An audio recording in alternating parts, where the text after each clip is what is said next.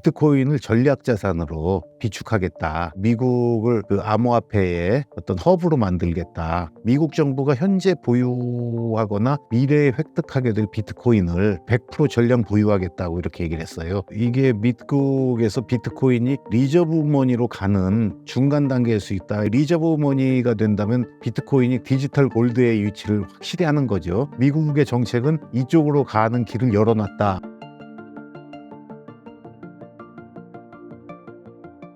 안녕하세요. 신사임당 구독자 여러분들. 저는 블록미디어의 최청환입니다. 항상 좋은 프로그램으로 이렇게 제공해주는 신사임당이 초대해 주셔서 감사합니다. 이번 미국 대선 어떻게 지켜보셨나요? 우리 언론에는 경합이다.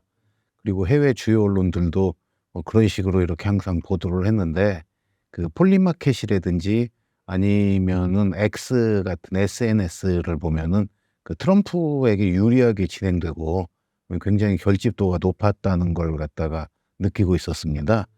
근데 그 재미있는 사실은요, 그 트럼프를 당선시킨 힘이 그 바로 비트코인 가격을 상승시킨 그런 이유라는 것입니다. 이게 그 미국에서 그 붉은색이 공화당, 다른 색깔은 이게 민주당이거든요. 근데 이걸 보면은 거의 미국 전역이 공화당을 갖다 지지하고 있지 않습니까?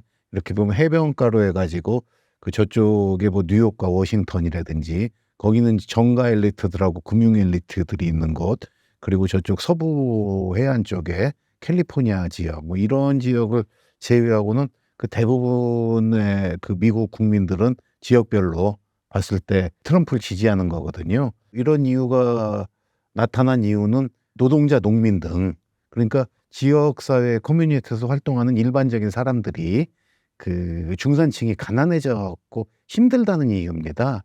근데 이 이유는 그 딱 그 비트코인이 등장한 이유와 같습니다. 그게 뭐냐면은 사람들을 힘들게 한 이유가 뭐냐면 대표적인 게 인플레이션이거든요. 인플레이션이고 또 빈부격차의 확대입니다. 왜 빈부격차가 확대됐냐면 그 자산 가격과 주택 가격이 금융 정책을 갖다 통해서 돈을 풀어 가지고 이게 급증했지 않습니까? 그래서 이런 빈부격차의 확대 때문에 사람들은 지금 화가 나 있는 거거든요. 화가 나 있기 때문에 트럼프가 그 일자리를 지켜주겠다, 삶을 지켜주겠다, 이런 이유로 해갖고 득표를 갖다 얻은 건데, 그게 이제 그 전 미국에서 다 일어나고 있는 현상이라고 볼 수가 있겠고, 아까 말씀드렸다시피 워싱턴 정가의 엘리트들이나 금융기관이 많은 금융 엘리트들, 그리고 벤처 기업들이 발달해 가지고 이렇게 소득이 높은 이런 곳을 제외해 놓고는 트럼프를 지지했지 않습니까? 이때가 뭐냐면 주식, 부동산 등 자산을 보유한 사람들은 크게 부자가 되고, 그리고 또 이때의 정책이 뭐냐면은 금융은 자유롭게 전 세계를 누비면서 그 일자리는 또 해외에 뺏긴 그런 시기거든요. 그러다 보니까 그런 정책이 맞물려 가지고 그 빈부격차와 일자리 상실이라는 이제 그런 현상을 갖다가 나타난 건데, 트럼프는 이 부분에 대해서 내가 고치겠다고 하고 일기 때도 나왔었어요. 근데 그 당시에도 공화당에서는 트럼프를 쫓아내자는 운동이 있을 정도였거든요. 최근에도 보면은 트럼프는 이 사람은 뭐 민주주의를 위한 사람이 아니다 해가지고 트럼프에 반대하는 움직임이 공화당의 어떤 유력 인사들 사이에서도 많이 나왔었거든요. 근데 그럼에도 불구하고 그 트럼프는 당시에도 그 대통령이 되고 의회의 일부 저항에 부딪히고 반대에 부딪혔었지만, 그 뭐 트럼프가 좋아서 찍은 게 아니라 트럼프의 정책이 좋아서 찍은 거거든요. 예. 그러니까 그 바로 그런 어떤 그 양극화, 요런 걸 만들어낸 이유가 바로 2008년 10월 달에 비트코인 백서가 나오지 않았습니까? 뭐냐면 탈중앙화된 화폐로서 그 화폐의 발행량이 제한되고, 그리고 정부가 간섭하지 않는 신뢰, 그러니까 무신뢰의 화폐, 신뢰 없이 신뢰를 얻는 화폐로 비트코인이 나온 거거든요. 그러니까 그 우연이 아닌 겁니다. 그 2023년 5월에 그 모닝 컨설트라는 업체에서 조사해 본 결과 미국 성인의 80%가 그 현재 금융 시스템이 불평등하다. 예, 그리고 67%는 대대적인 변화와 금융 시스템의 완전한 개편을 요구한다. 이런 조사가 나왔었거든요. 비트코인이 그 해답 아닙니까? 근데 이걸 비트코인이 해답이라고 생각하는 사람들도 일부 있고, 아직 투자를 하는 사람들이 그렇게 많지는 않으니까 암호화폐 투자자가 20%에서 7%로 이렇게 조사해서 좀 엇갈리거든요, 미국에서. 어쨌든 간에 그러기 때문에 그 트럼프의 등장 이유는 그 비트코인의 등장 이유와 좀 비슷하다. 왜냐하면 엘리트들이 이 제대로 사람들의 삶을 지켜주지 못했기 때문에 그 사람들이 엘리트의 기준으로는 트럼프를 욕해도 그 어떤 노동자 농민이나 이런 중산층들은 나의 삶을 해결해 줄 거는 트럼프다. 인플레이션 막겠다. 그리고 그 이민 정책을 갖다가 이렇게 강화해 가지고 당신 일자리를 지켜주겠다. 그리고 미국으로 그 일자리를 가져오겠다. 이런 게 기존의 저기 월가와 워싱턴을 중심으로 한 정치 엘리트들과 금융 엘리트들의 논리와 반대거든요. 근데 공교롭게 또 그런 트럼프가 비트코인을 이용해서 미국의 부채도 해결하겠다. 이런 얘기를 하고 있었기 때문에 이건 뭐 전혀 그 우연이 아니라 어쩌면 그 필연적인 결과다. 그렇게 보고 있습니다. 트럼프가 준비하고 있는 비트코인에 대한 정책에는 무엇이 있나요? 트럼프 정책의 핵심은 두 가지 정도로 볼 수 있습니다. 뭐 여러 가지 얘기를 갖다가 많이 했는데 그중에 가장 핵심적인 거는 비트코인을 전략 자산으로 비축하겠다. 이렇게 얘기를 한 거거든요. 전략 자산이라고 하면 뭐냐면은 미국에서 원유를 전략 자산이라고 그럽니다. 그래 가지고 무슨 일이 있어도 국민들의 생활에 필요하게 그 원유를 갖다가 뭐 며칠치를 갖다가 우리가 이렇게 쌓아둔다 이런 게 있지 않습니까? 우리나라도 마찬가지고. 그래서 그 트럼프가 그 내슈빌에서 열린 비트코인 컨퍼런스에서 그 비트코인을 전략적으로 내가 비축하겠다. 그리고 미국을 그 암호화폐의 어떤 허브로 만들겠다. 그리고 비트코인을 메이드 인 비트코인으로 하겠다. 이런 얘기들을 갖다 그 이후에 또 계속 해왔거든요. 그러면서 뭐라고 했냐면은 미국 정부가 현재 보유하거나 미래에 획득하게 될 비트코인을 그 100% 전량 보유하겠다고 이렇게 얘기를 했어요. 그러니까 전략 자산으로 지금도 20몇만 개를 갖다가 가지고 있기 때문에 1%거든요. 이제 그게 이제 시장에 이제 안 나오게 되는 거예요. 그렇기 때문에 근데 이거를 갖다가 그 비트코인을 전략 자산으로 비축한다고 했잖아요. 그 이게 미국에서 비트코인이 리저브 머니로 가는 중간 단계일 수 있다 이렇게 생각을 하고 있습니다. 리저브 머니라는 건 뭐냐면 아까는 원유 같은 게 전략 자산이고 리저브 머니는 금이나 그리고 뭐 유로와 엔화 미국으로서 그리고 미 국채 또 SDR 저기 IMF 특별 일출권이죠. 이렇게 그 해외에 그 어떤 교역의 대가로서 즉각 내줄 수 있는 언제든지 사용할 수 있는 뭐 현금과 같은 안전하고 시장에서 신용도가 높은 그런 화폐들을 말하는 거거든요. 그런데 이제 비트코인이 이제 그 단계로 한 번에 들어가게 되면 그 처음엔 그런 기대를 좀 했었거든요. 근데 전략적 자산이란 단계까지 가고 리저브 머니까지로는 얘기를 안 했는데 그 리저브 머니가 된다면 비트코인이 거의 그 디지털 골드의 위치를 확실히 하는 거죠. 왜냐면 금과 같은 반열에 들어가니까. 그걸 생각해야 됩니다. 글로 가는 중간 단계인데 그 지금은 어쨌든 달러 패권을 유지하고 있고 미국이 달러를 통해서 이득을 갖다 많이 보고 있기 때문에 그 저는 전략적 자산이라는 그 사실상 어떤 그 비슷한 의미의 단어를 갖다 사용했다. 이렇게 보고 전략적 자산은 행정부가 직접 취득하고 가질 수 있어요. 예, 근데 리저브 머니는 그 FRB가 이제 갖게 되는 거 아니겠습니까? 왜냐면 중앙은행이 큰 의미에서 보면은 정부지만은 독립된 기구고 그리고 의사결정은 지금 달리하고 있으니까 이제 그렇게 해가지고 제가 볼 땐 전략적 자산으로 삼은 것 같은데 그 역사적인 기축통화국을 보면 지금은 미국이 근본위제를 갖다가 그 71년에 닉슨이 폐지를 했지만 헤게모니를 잡는 국가들은 근본위제에서 영국 그리고 미국처럼 순서가 이렇게 왔죠. 1차 대전 끝날 때까지는 영국, 그 이후에는 미국. 그 금을 가장 많이 보유한 국가들이 그 국제 정치에서 헤게모니를 잡고 이렇게 이끌어 갔었거든요. 세계 경제의 기축통화국은 금을 가장 많이 가진 나라가 됐습니다. 앞으로는 그래서 그 비트코인을 가장 많이 가진 국가가 그렇게 될 건데 지금 미국의 정책은 이쪽으로 가는 길을 열어놨다. 이렇게 저는 생각하고 있습니다. 아직 공식화하진 않았지만 전략자산의 다음 단계는 리저브머니다. 이렇게 생각하는데 비축자산으로 삼기 위한 작업에 이미 들어갔어요. 미국의 와이오밍주의 신시아 로미스 상원 의원이 친비트코인 의원인데요. 이분이 그 트럼프 발언 직후에 그 구체적인 얘기를 갖다 했습니다. 뭐라고 했냐면은 그 입법을 통해서 이 안이 지금 일부가 이렇게 나와 있어요. 상정은 돼 있지 않지만은 그 100만 개의 비트코인을 단계적으로 매입하고 본인이 발표를 했습니다. 20년간 이걸 매도하지 않을 계획이다. 라고 이렇게 얘기를 했거든요. 이 100만 개라는 게 이게 엄청나게 중요한 겁니다. 100만 개면은 지금 비트코인이 총 발행될 게 2,100만 개인데 그중에서 5%를 그 앞으로 그 5년간 매입하겠다고 했거든요. 그 이러한 정책은 의회에서 관철이 될 겁니다. 왜냐면은 미국 공화당이 그 상원과 하원 그리고 행정부를 장악하는 그 레드 스윕을 이번에 달성했거든요. 그렇기 때문에 그리고 기존에도 공화당은 친 비트코인 정책을 이렇게 주장해 왔고 입법이 마련되면 행정부에 가서 바이든 대통령이 거부권을 행사하면 그 3분의 2가 안 되기 때문에 그 의회에 내려와 가지고 이 거부권을 갖다 번복하지 못했었거든요.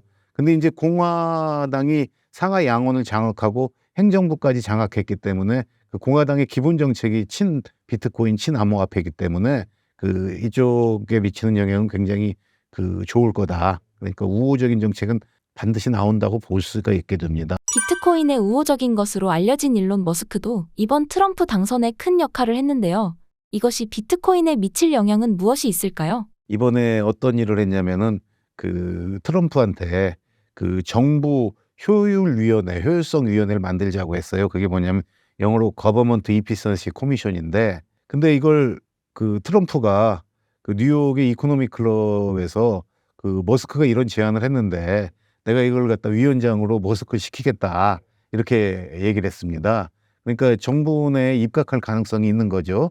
근데 머스크가 그 정부 효율성 위원회라고 트럼프가 한 얘기를 갖다 고쳐가지고 트윗을 했어요. DOGE, 도지라고. 근데 그거가 뭐냐면은 Department of Government Efficiency. 그러니까 효율성 위원회가 아니라 정부 효율성 부, 뭐 재무부 이런 식으로 바꿔가지고 D.O.G.E 해가지고 또 도지코인을 한번 띄워서 그 이후에 도지코인이 지금 뭐 2배가 넘게 올랐습니다. 근데 이게 비트코인에 대해서도 일론 머스크가 한 번 정도 마음을 바꾸기만 하면 비트코인은 가격 상승에 또 영향을 줄 수가 있습니다. 지난번에 그 2021년에 그 69,000달러로 갈 때 그 당시에 머스크의 테슬라가 비트코인을 매입했었거든요. 그럼 그 뒤에 이제 그걸 갖다 일부를 매각하면서 비트코인 가격이 또 하락했고 그러면서 이제 그리고 또 비트코인을 테슬라의 어떤 액세서리나 여러 가지 물품을 구입하는데 이렇게 사용한다고 발표를 했다. 이걸 철회했습니다. 왜 그러냐면 머스크는 전기 자동차를 통해 갖고 그 화석 연료에 따른 어떤 그 이산화탄소 발생 이런 걸 줄이는 게 그러니까 재생에너지의 사용을 굉장히 중시하고 있거든요. 이번 대선으로 많은 정치, 자산 이슈가 쏟아져 나오고 있습니다. 이럴 때 대비해야 할 리스크 요인은 무엇이 있을까요? 저는 그 리스크라는 게 뒤처지는 리스크입니다. 그러니까 뭐 비트코인 가격이 떨어진다, 뭐 거품일 수 있다 이런 리스크가 아니라 이게 뭐냐면은 미국의 부채입니다. 지금 35조 달러거든요. 근데 이게 계속 늘어날 거예요. 그리고 미국의 부채가 이렇게 늘어난다는 건 뭐냐면은 미국이 그 국채를 발행해 가지고 정부는 자금을 조달하는데 이 미국에서 국채를 갖다가 발행했을 경우에 대부분은 연준이 프라이머리 딜러들을 갖다 통해 가지고 자금을 공개해 갖고 그 국채를 갖다 사들입니다. 그러니까 뭐 어떻게 되냐면은 연준의 대차대조표의 부채가 들어가고 현금이 찍혀 가지고 종이돈으로 찍히는 부분도 있지만 그냥 전자적으로 은행 계좌에 입금이 되는 거거든요. 그리고 그게 그 미국 정부의 계좌에 입금이 되고 이게 쓰이는 거예요. 부채가 늘어난다는 거는 그만큼 돈을 많이 발행한다는 얘기입니다. 그러니까 미국 달러의 기본은 미국 국채인 거예요. 이게 보면 이게 연준의 통계 자료예요. 그 중앙은행이 생긴 뒤에 지금 거의 제로 가치가 1000에서 지금 0에 수렴하고 있지 않습니까? 1000분의 1 가까이 지금 떨어진 겁니다. 달러의 가치가. 근데 비트코인을 한번 보면은 이게 업비트가 7년 전에 2017년부터 했는데요. 그때 100 몇십만 원에서 이게 시작한 겁니다. 100 몇십만 원에서 시작한 게 지금 어디까지 왔냐면 1억 2,400만 원이거든요. 그러니까 100배가 오른 거예요. 불과 한 7년 동안에. 그동안 곡절은 많이 있었지만 이게 이유가 바로 이렇게 존재하는 가장 좋은 돈인 달러조차도 이렇게 구매력을 갖다 상실하고 있지 않습니까? 근데 비트코인이 여러분 한번 생각해 보세요. 이게 뭐 기업 대질처럼 어떤 생산을 해갖고 가치를 나타내는 게 아니잖아요. 근데 왜 이렇게 오르겠습니까? 좋은 돈이기 때문에 그런 겁니다. 예. 왜냐면 돈이란 건 뭘 만들어내진 않잖아요. 근데 좋은 돈이라는 건 뭐냐면은 그 가치 저장 수단으로서 어떤 거냐면은 가격이 오른다고 해도 추가 공급이 안 돼야 되는 거예요. 가격이 오르면서 그 공장에서 물건 찍어내신 2배가 나오면 그 물건 값이 떨어질 거 아니에요. 근데 비트코인은 추가적으로 나오질 않죠. 가격 그러니까 공급이 제한돼 있고. 근데 돈은 공급이 이렇게 무한정 늘어납니다. 근데 미국이 아까도 말씀드렸다시피 100만 개를 사들이겠다고 했잖아요. 그러면 어떻게 되겠습니까? 가격이 오를 거 아니에요. 그러면 기축통화국이었던 영국과 미국이 금을 많이 갖고 있어서 국보를 갖다 축적하고 무역이나 뭐 이런 걸로 통해 얻은 이득을 다 금으로 비축을 했었잖아요. 앞으로 이게 비트코인으로 비축이 된다고 하면 이걸 늦게 축적하는 경우에는 어떻게 되겠습니까? 예, 근데 국가도 가난해지고 그리고 개인도 가난해질 수가 있는 거거든요. 그러니까 비트코인을 가진 국가와 개인과 그렇지 않은 국가와 개인은 비트코인 가격이 상승했을 때 커다란 손해를 볼 수밖에 없다. 부가 재편되는 겁니다. 부가 그쪽으로 넘어가는 거기 때문에 이게 뒤처지는 리스크, 이걸 갖다가 우리가 걱정하고 대응책을 마련해야 된다. 비트코인은 이제 세계적인 부의 재편을 가져오고 있는 거거든요. 아까도 보셨지만은 100배가 오르는 자산을 갖고 있는 사람하고 안 갖고 있는 사람하고 돈이 어디로 가겠습니까? 세상에 이렇게 가지고 있는 부의 총량은 일정할 거 아니에요. 그 부의 총량을 갖다가 나는 어디다 담아두느냐에 따라 가지고 가격이 오르는 가치 저장 수단에 담아놓은 사람은 나의 부가 조금씩 계속 늘어날 테고, 가격이 떨어지는 가치 저장 수단에 담아놓은 사람은 손해를 보는 거 아니에요. 쉽게 말해가지고 주식을 가격 오르는데 주식을 사놓은 사람은 돈을 벌고 부자가 되지만 가격 떨어지는 주식을 산 사람은, 그러니까 나쁜 주식을 산 사람은 가난해지잖아요. 그런 일이 이제 발생하게 되는 겁니다. 그렇기 때문에 그 미국 트럼프 행정부의 등장과 그 트럼프 행정부가 비트코인을 채택하는 과정은 세계적인 부의 재편에서 그 비트코인을 이렇게 어떤 잘 알지 못하고 이걸 갖다 투기로 치부하고 규제하는 나라들, 이런 나라들을 가난한 나라로 만드는 그런 효과를 갖다 가져오게 됩니다. 그러니까 가격 하락을 걱정하고 타이밍을 재지 말고 여력이 되는 데면 꾸준히 축적하는 게 그러한 리스크에 대비하는 방법입니다. 예전에 부동산의 유무가 자산 격차를 발생시킨 이유는요. 부동산은 늘어나긴 하지만 공급이 제한되잖아요. 아파트 하나 지으려고 정부가 공급을 확대한다고 하더라도 뭐 그린벨트를 푼다든지 택지를 개발한다든지 해서 아파트가 들어서는 데까지 한 7년에서 10년은 걸려요. 그러면은 공급이 제한됐기 때문에 그런 거거든요. 그러니까 공급이 제한된 가치 저장 수단으로의 최고의 돈인 비트코인을 갖다 빨리 확보해야 됩니다. 지금 베이비 부모들은 이 부동산을 통해서 자산을 많이 축적했잖아요. 못 그러신 분들도 계시지만. 그러니까 젊은 층들이 내 집 마련이 어려워진 이유가 거기 있는 거예요. 뭐냐면은 부동산 가격이 상승을 했기 때문에 똑같은 부동산을 옛날에는 뭐 몇 년 일해서 살 수가 있었는데 지금 평생이라도 못 산다 그러니까 화가 나잖아요. 근데 젊은 분들은 또 비트코인을 사두면 부가 이렇게 그 기성세대에서 비트코인을 가진 젊은 세대로 이렇게 옮겨지는 이러한 효과를 가져올 수가 있거든요. 기존 경제 시스템은 통합 팽창을 갖다 통해 가지고 낙수 효과라고 자산 가격이 상승하고 공장이 돌고 이렇게 하면은 이게 여러 사람들에게 나눠져서 일하는 사람들도 그 일자리가 늘어나서 굉장히 좋아진다 하는 이런 논리를 가지고 왔었는데 지금 이게 무너진 거 아니에요. 그 낙수 효과가 없어지잖아요. 돈을 갖다 암만 풀어봤자 자산 가격만 올려서 자산 가진 사람들만 더 부자가 되고, 이게 경제 활성화로는 더 이상 가기 힘들 정도로 너무 많은 그 통화 살포가 되고 인플레이션이 되고 자산 가격에 따른 부의 양극화가 이루어지고 있겠거든요. 근데 비트코인은 이런 시스템을 지금 무력화하기 시작합니다. 그렇기 때문에 그 비트코인은 돈의 시스템이고 이 화폐혁명의 근본이다.